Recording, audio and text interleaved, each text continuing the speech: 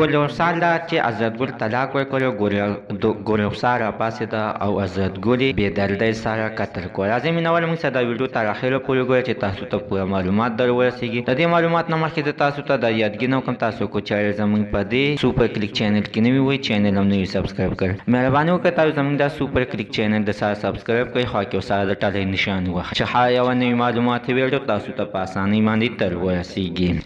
عزتمن تاسو ته یاد وي چې یعنې عزتګل په خپله خوښه باندې ګل رخسار سره واده کړی و. څه موده مخکې عزتګل د ګل رخسار ته طلاق ورکړ چې اوس په سوشل میډیا باندې همدغه شانتې خبرونه روان دي. ګل رخسار راپاڅېدلې ده او عزتګل یې بېدردۍ سره قتل کړی دی. خو مینهواله چې موږ خپله بیا ګل رخسار سره او عزتګل دل سره چې میلاو شو نو دا خبره دروغ وه، په دې کې څه رښتیا نه و، ځکه چې عزتګل ژوندی و مړ خو نه و، په دې خبره کې څه حقیقت نه و.